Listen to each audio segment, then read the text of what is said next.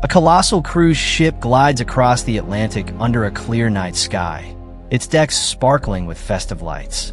The Poseidon carries 2,000 excited passengers celebrating the new year. In a cozy cabin, Jennifer and Chris, a young couple, share a quiet, intimate moment, whispering plans for the evening. Their private world is abruptly shattered when Jennifer's father, Robert, a stern, imposing man, enters. His sharp words about propriety force the lovers to pull apart. Jennifer, frustrated and constrained, storms out, leaving a tense silence behind. Meanwhile, Elena, a young Hispanic woman, wanders the corridors in search of the kitchen, looking nervous and out of place. There, she finds Marco, her boyfriend and a waiter on the ship. He chastises her for leaving her cabin, but softens when he sees her need, offering a small plate of food. As evening falls, passengers don glittering attire for the New Year's Eve gala. The captain delivers a heartfelt toast, music swells, and balloons drift through the air. In the casino, Robert loses heavily to a confident man named Dylan. During the transaction, he accidentally collides with a boy playing a handheld console. The boy's mother, Maggie, a striking and composed woman, flirts briefly with Dylan, hinting at her single status. Architect Richard, nursing the pain of a recent breakup, drinks alone on the deck, gazing at the horizon. Suddenly, a senior officer notices a strange vibration. Then, through binoculars, the massive shadow of a tsunami on the horizon. Panic begins to creep in.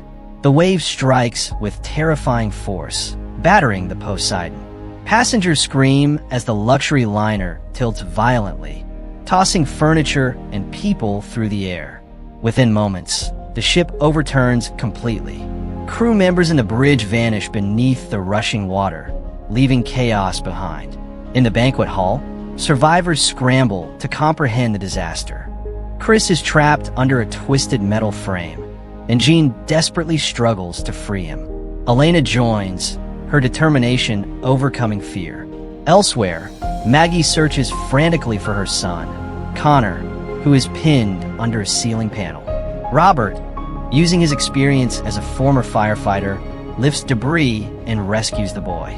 The captain, composed despite the destruction, announces that the ship was hit by a rogue wave. The GPS distress signals have been activated, but rescue will take hours. Passengers are urged to stay calm in sealed compartments. Undeterred, Robert plans to find Jennifer, while Dylan decides to navigate the lower decks through spiral vents. Maggie, Connor, Robert, and Richard reluctantly follow, forming an uneasy alliance. With Marco's guidance, the group traverses the treacherous, overturned banquet hall. Using debris as a makeshift bridge over the elevator shaft, they barely avoid being crushed. Richard, trapped momentarily, watches in horror as the elevator falls, causing a massive explosion. Lucky Larry helps lift the metal trapping Chris, and Jennifer reunites with Robert. Elena, confiding in Richard, shares her story of desperation to reach New York. The survivors reach the club area, tension heavy in the air. Lucky Larry, inebriated and arrogant, taunts Robert, then leaps onto a narrow bridge, only for a massive engine to plummet, dragging him underwater. Sparks ignite a nearby fuel leak, triggering a fiery explosion. The group narrowly escapes, coughing and shielding their faces. Jean's father tries to guide her away from danger, but she cries out, insisting she's no longer a little girl and can make her own choices. Determined to reunite with Chris, she reveals the secret proposal and shows her father the ring she's long been afraid to share with Robert. Though visibly upset, Robert accepts his daughter's decision. Meanwhile, Dylan finds a fire hose and plunges into the water, swimming beneath the flames to the other side of the lobby. Once there, he secures the hose, creating a makeshift bridge. Robert and Jean follow cautiously, and once safely across, Jean embraces Chris while Robert thanks Dylan for his quick thinking. In the banquet hall, a porthole bursts under the immense water pressure. Guests panic, trying desperately to stem the flooding, while the captain remains composed, holding his love close as the room fills. Those left behind are swept away, leaving the survivors above to face a rapidly rising tide throughout the lower compartments of the Poseidon. As corridors flood, the group finds escape only through a ventilation duct. Robert leads, crawling first, followed by the others. Elena, paralyzed by claustrophobia, refuses to move, forcing Dylan to drag her through the cramped passage. At the top, they encounter a barred grate bolted from the outside, with no immediate way to remove it. Richard gets stuck in a narrow curve, and Elena's panic escalates.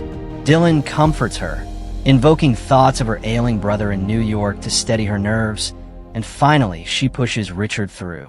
The group climbs, but the grate still holds.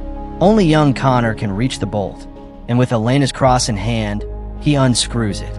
The grate is pushed aside, granting them passage into a new chamber. Water surges in, leaving only one exit blocked and impossible to open manually.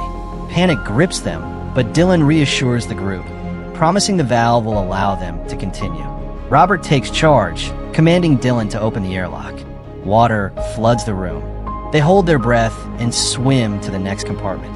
Dylan dives ahead, scouting a path, with Chris ferrying Connor above him. The group follows, flashlights cutting through the murky water.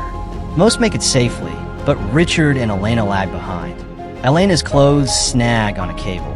She panics, loses consciousness, and Richard dives back to save her. Together with others, they pull her free, but despite Robert's desperate CPR, she doesn't regain consciousness. Grieving, Richard and the others place her cross atop her body and continue. They climb a ladder to the cargo hold, hoping the knocking they hear is a rescue signal. It turns out to be nothing more than a telephone receiver banging against the frame. Frustrated, they press on, discovering a map of the ship. Dylan suggests the bow, where the propeller compartment leads outside. They run, but find the bow submerged. With no other options, they regroup in the upper sections. Explosions lift the bow temporarily, and water floods the stern. But corridor after corridor is either flooded or blocked, and the rising water gives them no time. Realizing they have nowhere else to go, they gather again inside one of the few cabins that are still dry. Suddenly, Connor slips away, and Maggie runs after him. Before the others can react, several violent explosions shake the ship. The bow rises, while the stern, where they are, begins sinking faster as water floods in. Robert orders everyone to move toward the bow. The group runs, but Dylan stops. He can't leave Maggie and Connor behind, so he turns back. He finds Maggie in a corridor filling with water. They hear Connor's voice from behind a metal grate. The compartment he's trapped in is flooding quickly. Maggie tries to calm him, while Dylan dives again and again, searching for a way to free the boy. For a moment, Dylan and Connor disappear underwater, and Maggie breaks down, thinking they've drowned. But then they both resurface. Relieved, she grabs them, and they hurry to rejoin the others. At the bow, the group reaches a hatch that leads to the propeller chamber. Richard opens it, but the pressure blows the lid upward and injures him. The engines are still running. If the propellers keep spinning, no one can escape.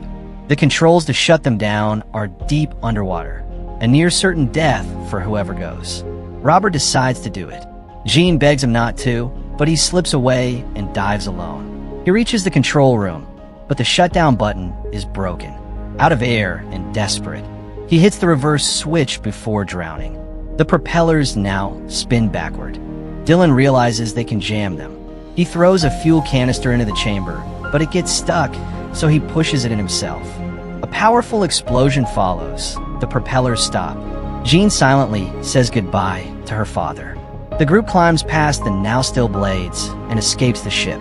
But another explosion shakes the liner, forcing them to jump into the water and reach an inflatable raft. They paddle away as the Poseidon rolls over and sinks. Exhausted, they watch in silence. Dylan fires a flare. At first, nothing. Then, rescue helicopters and ships appear on the horizon. They are finally saved. Thanks for watching. Subscribe for more. Bye.